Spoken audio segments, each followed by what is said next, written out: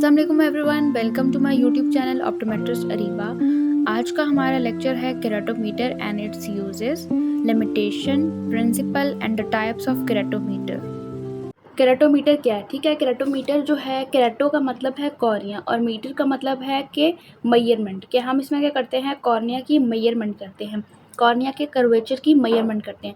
अब कॉर्निया हमें पता है ट्रांसपेरेंट रिफ्रैक्टिव जो है वो मीडियम है, उसका डायमीटर जो है वो कितना होता है 11 से 12 होता है। ठीक है, हॉरिजॉन्टल इसका कितना होता है 11.7 और वर्टिकल कितना होता है 10.6 थिकनेस इसकी बात आ जाती है कॉर्निया की, कि इसकी थिकनेस कितनी है। सेंट्रल जो है वो हमारे पास 0.5 है टू 0.6 और पेरिफल जो है वो 1.2 है। रिफ्रैक्टिव इंडेक्स कितना है कॉर्निया का 1.38 विच इज़ 1.376 जो है वो।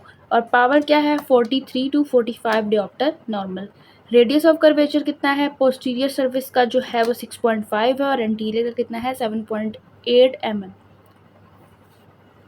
अब हमारे पास केराटोमीटर की डेफिनेशन क्या है, तो केराटोमीटर को हम ऑप्थेल्मोमीटर भी कहते हैं, जिसके थ्रू हम कॉर्निया के कर्वेचर को मेजर करते हैं। स्टीपनेस और फ्लैटनेस जो है वो कॉर्निया की चेक करते होते हैं। ठीक है, और उसकी रिफ्रैक्टिव पावर को फाइंड आउट करते हैं, स्टिग्मेटिज्म को जो है वो फाइंड आउट करते हैं। यहाँ पे यूजेस ऑफ केराटोमीटर है हमारे पास कि केराटोमीटर किस लिए यूज़ होता है, स्टिग्मेटिक एरर को मेजर करने के लिए, कॉन्टैक्ट लेंस की फिटिंग के लिए। तीसरा क्या है कि शेप कॉर्निया की अगर हमने फाइंड आउट करनी है कि केराटोकोनस है या ग्लोबस है, तो भी हम केराटोमीटर के थ्रू पता चल सकता है हमें। और प्री और पोस्ट सर्जिकल स्टिग्मेटिज्म है उसके का भी हमें पता चल सकता है इसमें। और केराटोमीटर के थ्रू हम लोग जो है डिफरेंशियल डायग्नोसिस दे सकते हैं एक्सियल और कर्वेचर एनिसोमेट्रोपिया में। ये आगे आपको मैं बताऊंगी कि किस तरह से हम देख सकते हैं। उसके अलावा हमारे पास IOL पावर की कैलकुलेशन जो है वो भी हम करते हैं। इंट्राओकुलर लेंस की जो पावर की कैलकुलेशन करनी है वो भी हम किसके थ्रू करते हैं, केराटोमीटर के थ्रू करते हैं। अब एक्सियल और जो है कर्वेचर जो है वो रिफ्रैक्टिव एरर के थ्रू जो है हमें कैसे पता चलेगा कि ये एक्सियल है या कर्वेचरल जो है वो है। ठीक है, तो अब हमें ऐसे पता चलेगा कि अगर हमारे पास एक्सियल लेंथ इंक्रीज़ या डिक्रीज़ हुई हुई है, ठीक है, आई की, तो हमें पता चल जाएगा कि वो एक्सियल हमारे पास स्टिग्मेटिज्म हुआ हुआ है। और अगर हमारे पास कर्वेचर है तो उसमें कर्वेचर इंक्रीज़ या डिक्रीज़ हुआ होगा। ठीक है, तो अब हमें एक्सियल लेंथ तो हम किसके थ्रू देखते हैं, जो हमारे पास एम्पलीट्यूड स्केल होता है ए स्केल, उसके थ्रू देखते हैं। और कर्वेचर हम किससे फाइंड करते हैं, वो हम केराटोमीटर के थ्रू ही फाइंड करते हैं। अगर तो हमारा कर्वेचर इंक्रीज़ है या डिक्रीज़ है, ठीक है, और साथ साथ उस पेशेंट को रिफ्रैक्टिव एरर भी है, तो इट मीन्स उसको कर्वेचरल जो है वो रिफ्रैक्टिव एरर हुआ हुआ है। ठीक है, उसके अलावा अगर पेशेंट का कर्वेचर नॉर्मल है, ठीक है, और रिफ्रैक्टिव एरर उसको मौजूद है, तो हमें पता चल जाएगा कि उसको जो है वो एक्सियल रिफ्रैक्टिव एरर हुआ हुआ है। ठीक है, प्रिंसिपल ऑफ केराटोमीटर। प्रिंसिपल ऑफ केराटोमीटर क्या है कि हमारे पास जो है ये किस पे बेस्ड हुआ हुआ है, कन्वेक्स मिरर पे बेस्ड हुआ हुआ है। जब हमारे पास कर्वेचर इंक्रीज़ होगा तो इमेज जो है साइज़ उसका डिक्रीज़ होगा।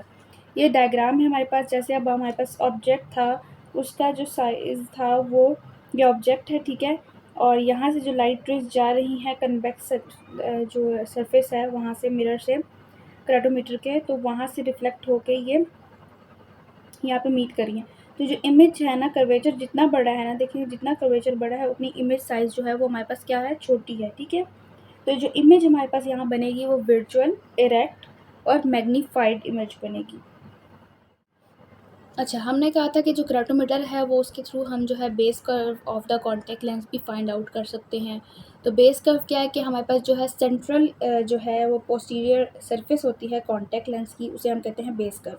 अब ये हमारे पास जैसे कॉन्टैक्ट लेंस है, ठीक है, तो उसकी जो पोस्टीरियर साइड है ना, उस पर जो पोस्टीरियर पोल है, ठीक है, और जो सेंटर है वो हमारे पास क्या होगा, बेस कर्व होगा। ठीक है, अब क्या होता है कि अब जैसे कि हमें पता है कि कॉन्टैक्ट लेंस जो है वो कहाँ प्लेस होता है, interior surface of the cornea पे प्लेस होता है। ठीक है, तो हमने हमने जब भी कॉन्टैक्ट लेंस को प्लेस करना है तो हमें हमेशा क्या करना है कि बेस कर्व जो है वो सेलेक्ट करनी है, वो मेजर करना है, कर्वेचर जो है वो मेजर करना है, तभी हम कॉन्टैक्ट लेंस जो है वो प्रॉपरली फिट कर सकेंगे। ठीक है, और उसके अलावा हमने कहा ये सर्जिकल इंड्यूस स्टिग्मेटिज्म को भी मेजर, पोस्ट और जो प्री सर्जिकल स्टिग्मेटिज्म है उसको मेजर करने के लिए भी यूज़ होता है। तो पोस्ट जो SIA है या सर्जिकल इंड्यूस स्टिग्मेटिज्म है वो क्या है कि जो आफ्टर सर्जरी स्टिग्मेटिज्म हुआ उसे हम कहते हैं सर्जिकल इंड्यूस स्टिग्मेटिज्म। क्या आ जाता है कि ये सिर्फ anterior central curvature of the cornea 3 mm को मेजर करता है, ठीक है। तो अगर हमारे पास कोई कॉर्नियल एपिथेलियल इरेगुलरिटी हो जाती है तो हमारे पास जो है वो डीफोकस होना शुरू हो जाता है, ठीक है। या तो बहुत ज़्यादा एक्सीड रीडिंग देगा, स्टीप की तरफ जाएगा, या फ्लैटर रीडिंग की तरफ हमें बताएगा, ठीक है। हमें प्रॉपर रीडिंग नहीं देगा, ठीक है। उसके अलावा ये जो है वो किस पे काम कर रहा है, जो पावर है वो डिपेंड कर रही है हमारे पास जो एज्यूम्ड रिफ्रैक्टिव इंडेक्स है 1.3375 उस पे जो है वो काम कर रही है। उसके अलावा जो है इस पे जो क्वालिटेटिव डाटा जो है वो सिर्फ 4 पॉइंट्स पे जो है वो बेस है, मतलब कि 4 ही मेरिडियंस के ऊपर जो है ये सिर्फ 90, 180, 45 और 135 जो है उसी पे हमारे पास जो है 3 जो है वो कॉर्निया का कर्वेचर मेजर करके देता है। और ये सिर्फ हमारे पास जो है कॉर्नियल स्टिग्मेटिज्म को मेजर करता है, लेंटिकुलर को जो है वो मेजर नहीं करता। सब वही बातें लिखी हैं कि वो मेरी 4 प्रिंसिपल मेरिडियंस के ऊपर जो है केराटोमेट्री परफॉर्म करता है, सेंट्रल जो है 3 mm को कवर करता है, ठीक है। उसके अलावा सिर्फ हमारे पास जो है वो कॉर्नियल स्टिग्मेटिज्म को मेजर करता है, बाकी किसी टाइप ऑफ जो स्टिग्मेटिज्म उसको मेजर नहीं करता, ठीक है। इस क्वेश्चन का आंसर आ जाता है कि जो केराटोमीटर है वो कंसीडर करता है हमारे पास इंडेक्स ऑफ रिफ्रैक्शन जो कॉर्निया का है वो 1.3375 इंस्टेड ऑफ 1.376, ठीक है। अब हमें पता है कि हमारे जो है वो कॉर्निया के एंटीरियर और क्या होता है पोस्टीरियर जो है वो सरफेस है, 2 सरफेसेस है ना। तो हमारे पास जो केराटोमीटर है वो सिर्फ एंटीरियर सरफेस को जो है वो क्या कर रहा है, मेजर कर रहा है, ठीक है। तो एंटीरियर सरफेस को जब वो मेजर कर रहा है तो सिर्फ 3 mm मेजर कर रहा है एंटीरियर सरफेस को, तो पोस्टीरियर तो फिर निगलेक्ट होगा ना। तो फिर पोस्टीरियर को कंपनसेट करने के लिए ये जो है एज्यूम्ड रिफ्रैक्टिव इंडेक्स जो है वो लेता है हमारा केराटोमीटर, जिस विच इज़ 1.3375। नेक्स्ट जो है वो हमारे पास हमने कॉर्निया का जो कर्वेचर है वो किस तरह से फाइंड आउट करना है, कैसे कैलकुलेट करना है। तो उसको कैलकुलेट करने का तरीका क्या है कि 337.5 को आप डिवाइड कर दें जो आपका पावर आ रहा है डिऑप्टर के अंदर। फॉर एग्जांपल आपका जो है वो पावर इन डिऑप्टर है 43, तो 337.5 को आप डिवाइड कर दें 43 पे तो आपका कॉर्निया का कर्वेचर जो है वो निकल आता है, ठीक है, विच इज़ 7.8 mm। यहाँ एक एग्जांपल भी हुई है कि कॉर्निया का कर्वेचर कैलकुलेट करना है, डिफरेंट पावर्स आपको दी हुई हैं, ठीक है। तो सेम वही प्रोसीजर है, उसी के थ्रू हुआ है कि 337.5 को हमने जो पावर एंड डिऑप्टर हमें गिवन है 30 और 60 उनको डिवाइड करके कैलकुलेट कर दिया है, ठीक है। ROC जो रेडियस ऑफ कर्वेचर है, ठीक है। अब जो है पावर जो है वो इन्वर्सली प्रोपोर्शनल है आपके रेडियस ऑफ कर्वेचर के, ठीक है। अब पावर अगर डायोप्टर में ज़्यादा है, ठीक है, तो हमारे पास जो है वो कॉर्निया क्या होगा, स्टीप होगा। इसी तरह रेडियस ऑफ कर्वेचर अगर ज़्यादा आता है, ठीक है, मिलीमीटर में ज़्यादा आता है तो कॉर्निया आपका क्या होगा, फ्लैट होगा। नेक्स्ट है हिस्ट्री एंड डेवलपमेंट ऑफ केराटोमीटर। तो केराटोमीटर की हिस्ट्री क्या है, कैसे डेवलप हुआ केराटोमीटर।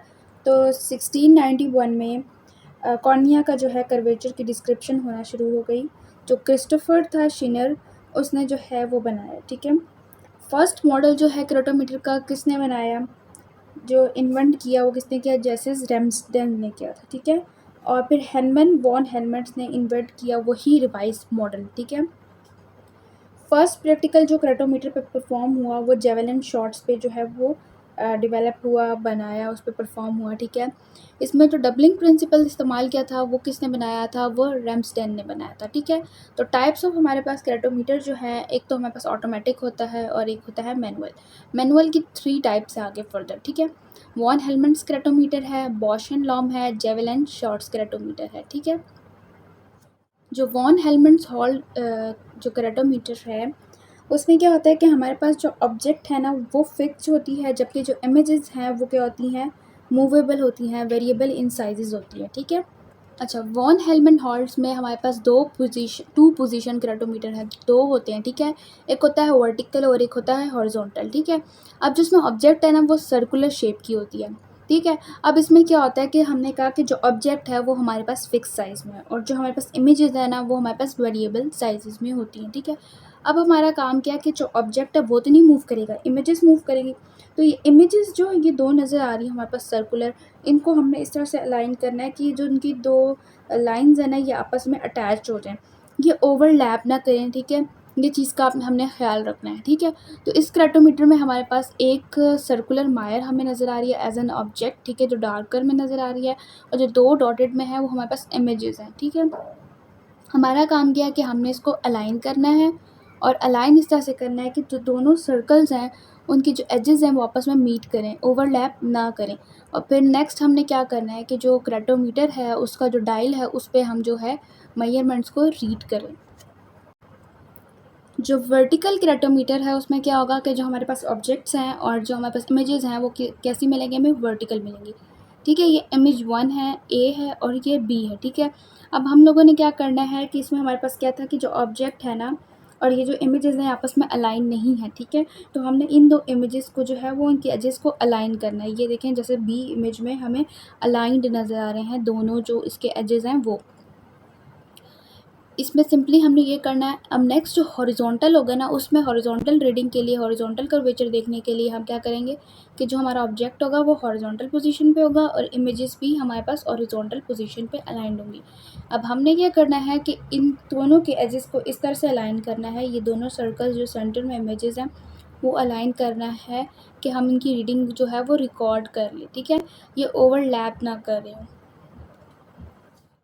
ये जो डबलिंग ऑफ इमेजेस है वो हम किस तरह से अचीव कर रहे हैं कि इसमें दो हमारे पास रोटेटिंग ग्लास प्लेट्स होती हैं उसके थ्रू कर रहे हैं। अब आ जाता है नेक्स्ट बॉशन लॉ। बॉशन लॉ में हमारे पास जो है क्या होगा कि दो पॉजिटिव जो है वो हॉरिजॉन्टल को रिप्रेजेंट कर रहे हैं और जो दो नेगेटिव साइंस हैं वो वर्टिकल को रिप्रेजेंट कर रही हैं। ठीक है, तो हमारे पास एक ऑब्जेक्ट होगा जिसके साइड पे दो पॉजिटिव और दो नेगेटिव लगेंगे। जो दो पॉजिटिव है वो हॉरिजॉन्टल को और दो जो माइनस के निशान हैं जो वो हमारे पास वर्टिकल को जो है वो रिप्रेजेंट कर रहे हैं।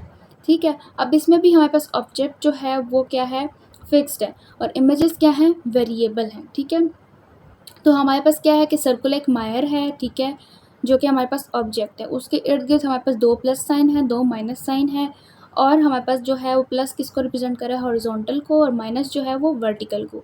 अब प्रोसीजर क्या है कि हमारे पास जो है वो क्या होंगे, तीन सर्कल्स होंगे इसी तरह 1 2 3, तीन सर्कल्स है हमारे पास। ठीक है, अब हमने क्या करना है कि हमने जो इमेज 1 है, ठीक है, उसको हमने इस तरह से अलाइन करना है कि जो है एक हमारे पास एक अबव जो है वो अलाइन हो जाए और एक इसके एडजेसेंट अलाइन हो जाए। ठीक है, इस तरह से अलाइन करना है। फॉर एग्जांपल आपके ये एक सर्कल है, यहाँ पे आपका एक सर्कल है, ठीक है, और एक सर्कल इधर तक। ठीक है, हमने कहा दो नेगेटिव्स इधर हैं, ठीक है, दो पॉजिटिव्स हमारे यहाँ पे हैं। ठीक है, यहाँ पे भी दो नेगेटिव्स आ गए, यहाँ दो पॉजिटिव्स आ गए, ये नेगेटिव्स आ गए, ये दो पॉजिटिव आ गए। अब ये तीनों जो है अलग अलग है, तो इनको हमने बिल्कुल इनके एजेस को अलाइन कर देना है। एक इसके अबव हो जाए अलाइन और एक इसके बिल्कुल साथ अलाइन हो जाए। तो किस तरह से अलाइन होगा हमारे पास,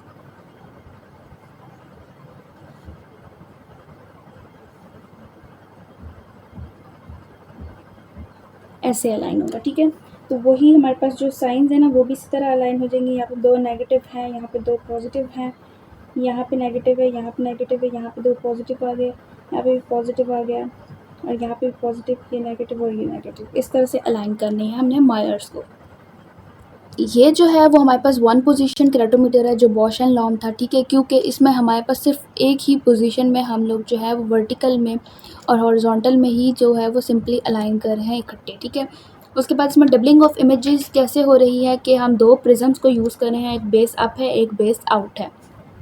प्रिज्म जो है वो शिफ्ट करेगा एक इमेज को अपवर्ड, ठीक है, और एक क्या मूव करेगा, उसको एडजेसेंट मूव करेगा। ठीक है, उसके पास आ जाता है Javal and Schiotz keratometer. Javal and Schiotz keratometer में हमारे पास जो हैं वो दो ऑब्जेक्ट्स होते हैं, एक रेक्टेंगल होता है रेड कलर में और दूसरा स्टेयर शेप्स होती हैं ग्रीन कलर में। ठीक है, ऑब्जर्वर को क्या होता है कि क्या करना होता है कि जो दो ऑब्जेक्ट्स हैं ना इनको अलाइन करना है। ठीक है, और जो रिकॉर्ड करनी है रीडिंग जो उसके साइड पे जो डायल लगा है उधर से। ठीक है, ये भी हमारे पास टू पोजीशन केराटोमीटर है क्योंकि हमने इसको वर्टिकल भी मेजर करना है और हॉरिजॉन्टल मेरिडियन पे भी मेजर करना है और इंस्ट्रूमेंट को रोटेट करना है।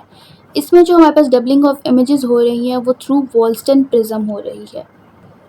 इस तरह से आपको जो है वो रेक्टेंगल्स नज़र आएंगे रेड में और ग्रीन में आपको जो स्टेयर शेप है ना, स्टेप शेप्स हैं वैसे नज़र आएगी। ठीक है, चार आपको इमेजेस मिलेंगी लेकिन आपने क्या करनी है, जो सेंट्रल टू इमेजेस है ना उनको अलाइन करना है। ठीक है, किस तरह से अलाइन करेंगे, इस तरह से कि जो आपका ये स्टेयर शेप आ जाता है ना, ठीक है, और ये जो ब्लॉक है ना आपका इस तरह से अलाइन हो। ठीक है, ये एक दूसरे के साथ इनकी जो एजेस हैं वो टच कर रहे हैं, ये इसके ऊपर ओवरलैप करके यूँ ना आए, अगर यूँ आएगा तो हमारी रीडिंग्स जो हैं वो गलत आएंगी।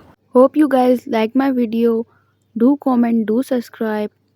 Thanks for watching. अल्लाह हाफ़िज़।